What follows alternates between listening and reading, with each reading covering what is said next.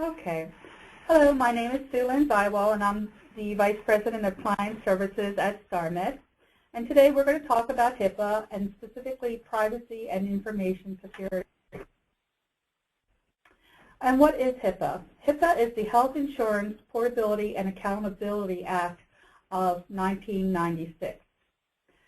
And there are three purposes for HIPAA. It's to provide continuity of healthcare coverage, ensure greater accountability, and simplify the administrative functions within the healthcare industry.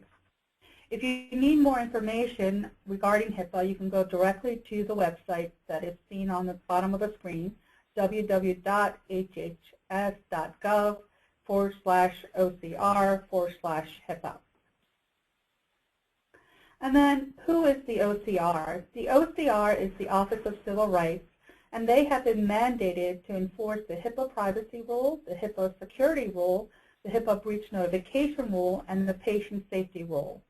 The HIPAA privacy rule protects the confidentiality of individually identifiable health information. The HIPAA security rule sets national standards for the security of electronic protected health information.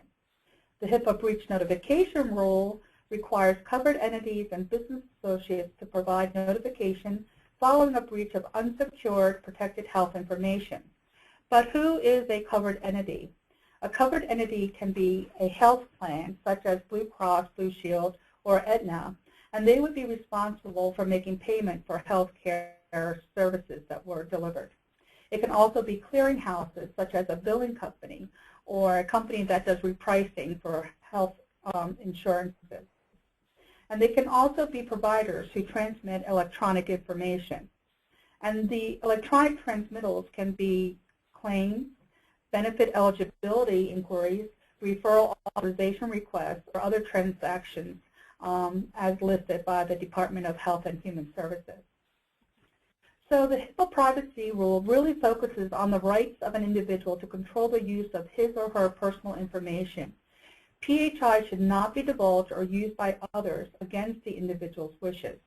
The major goal is to assure the individual's health information is properly protected while allowing the flow of health information needed to provide and promote a high-quality health care and to protect the public's health and well-being.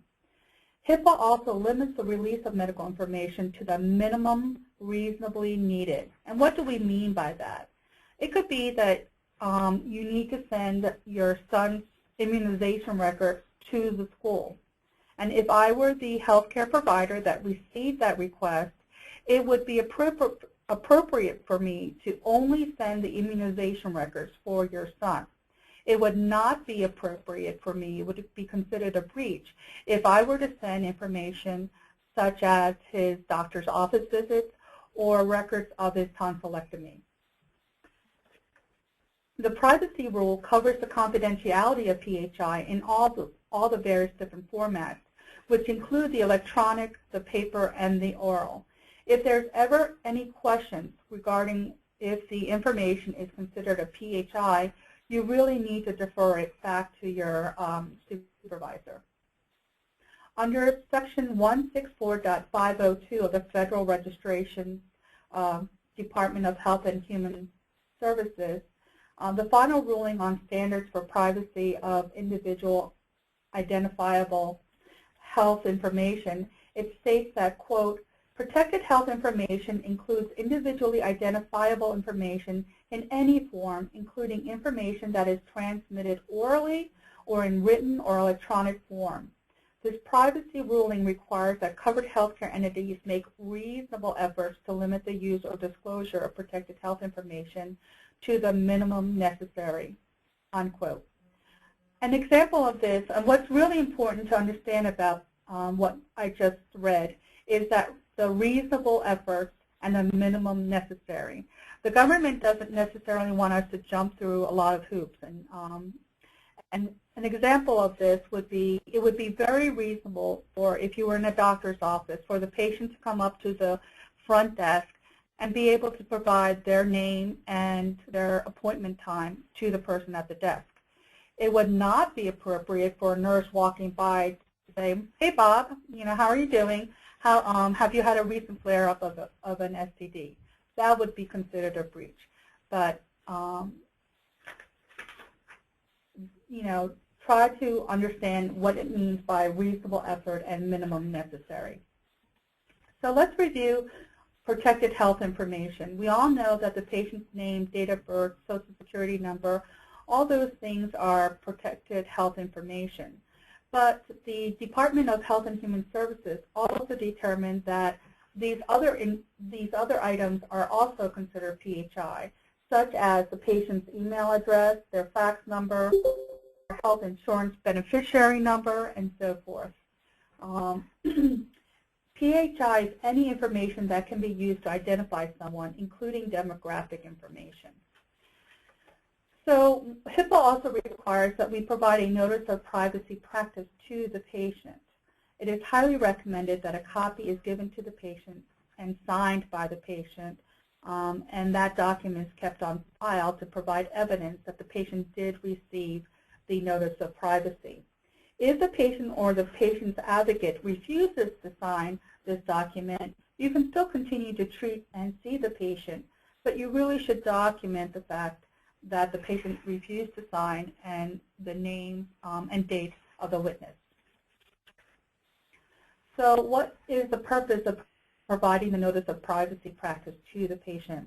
It really acknowledges that the patient has been made aware that their PHI will be released when it's necessary, for example, for treatment, for reimbursement for services that were provided to that patient, and for the daily operations of the organization. And what do I mean by that?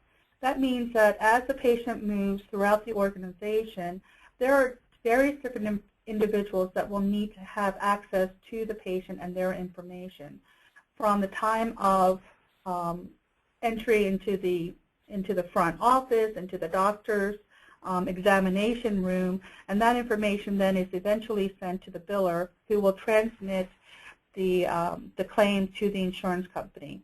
All of these actions can occur without having a patient-specified release authorizing the organization to share that information. A mantra that we all need to embrace is, quote, I respect privacy and confidentiality.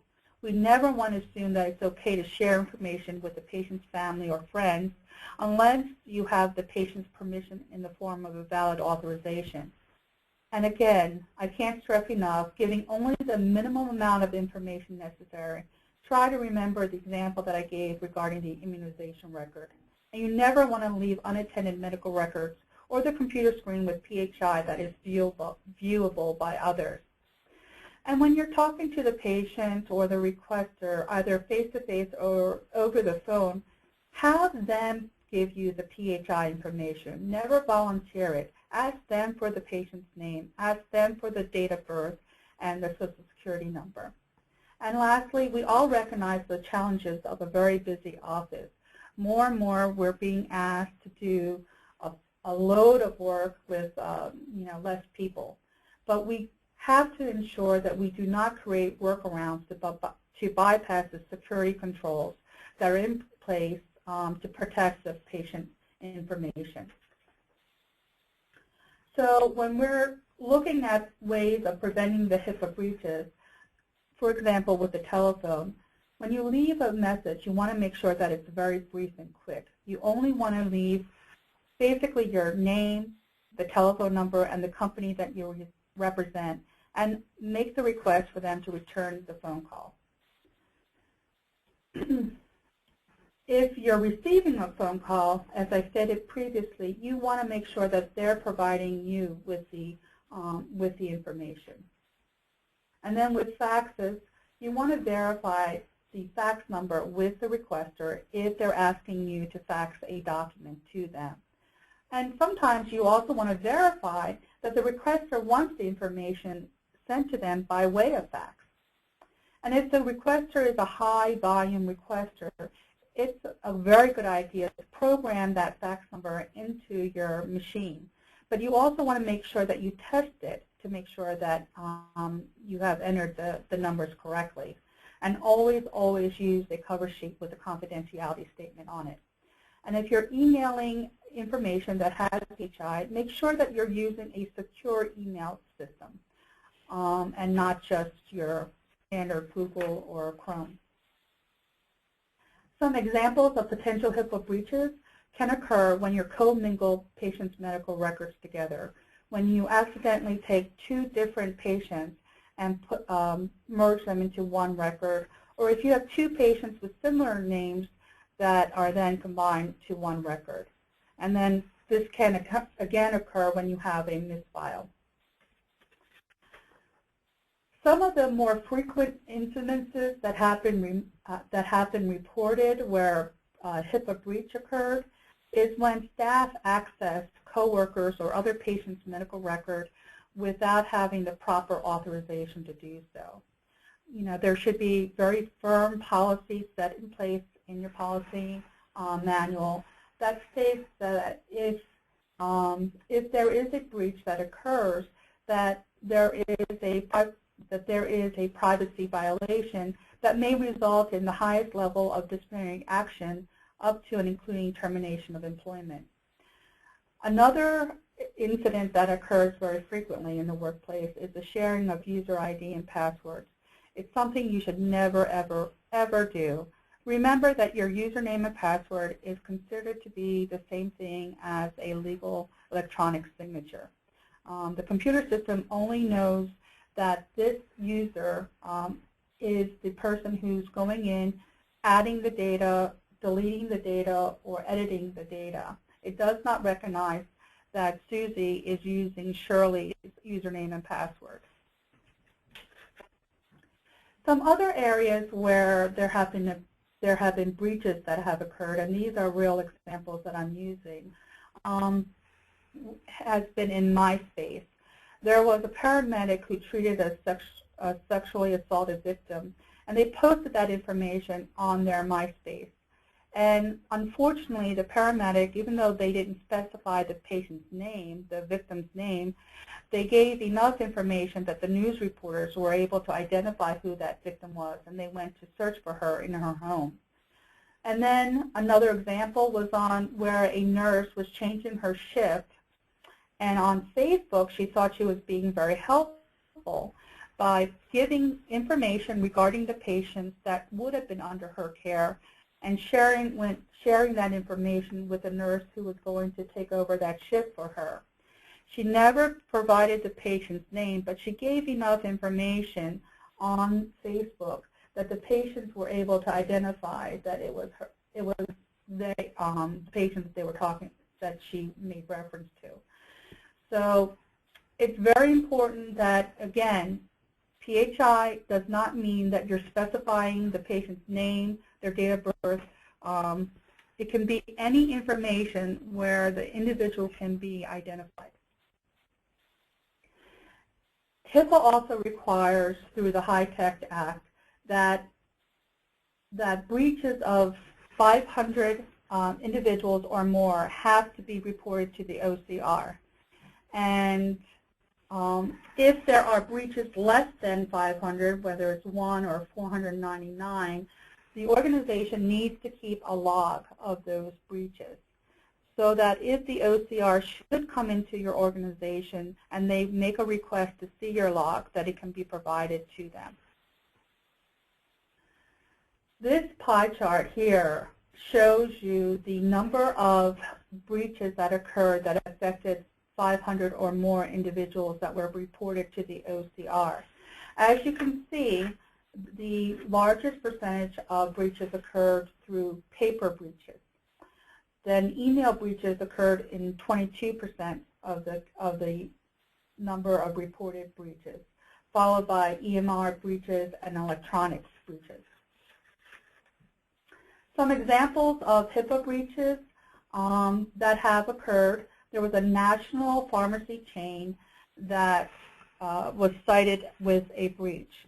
What happened was that a pharmacy clerk was giving a package to an individual, and in that package she had accidentally placed another customer's insurance card in it, and that was cited as a breach.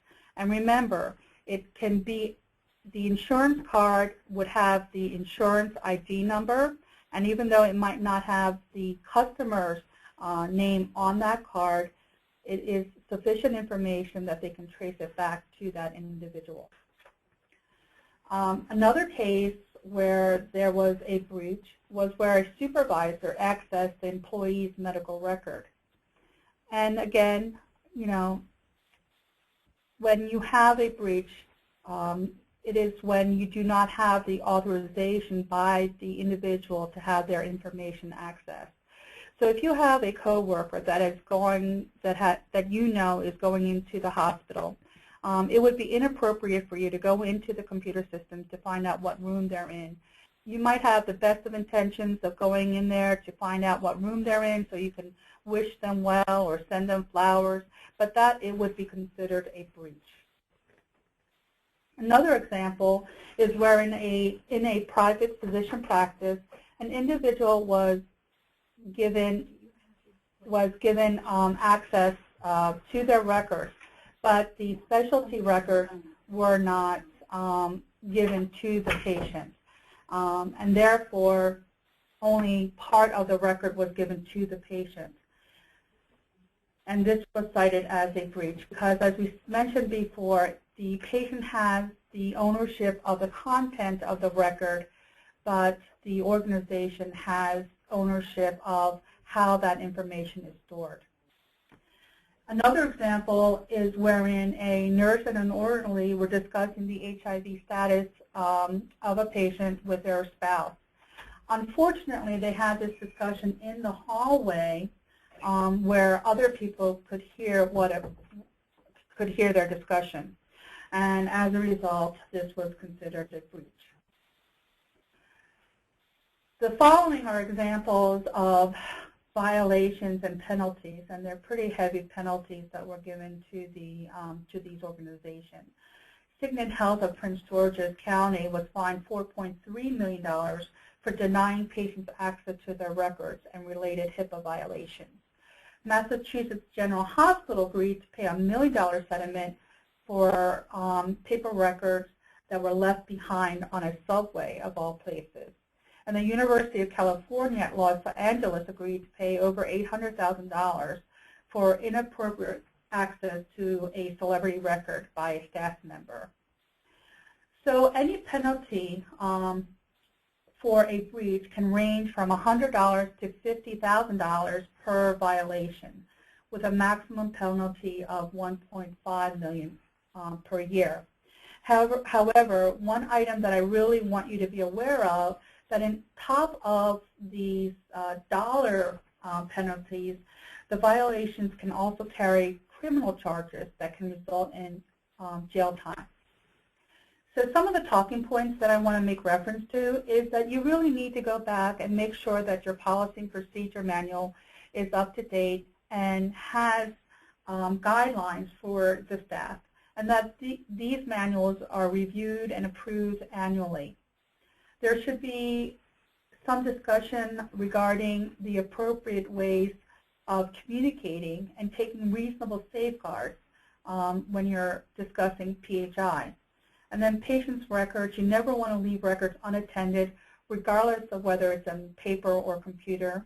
And you want to make sure that they're secure, the records and PHI are in a secure place. And consider the location of your fax machine. I've seen fax machines where they're right near the location where deliveries are made, and so the post person comes in and can see the lab results that are on the fax machine. So you want to take a look at the location of the fax and the copy machine. And training on HIPAA, it has to be done initially on hire and annually thereafter.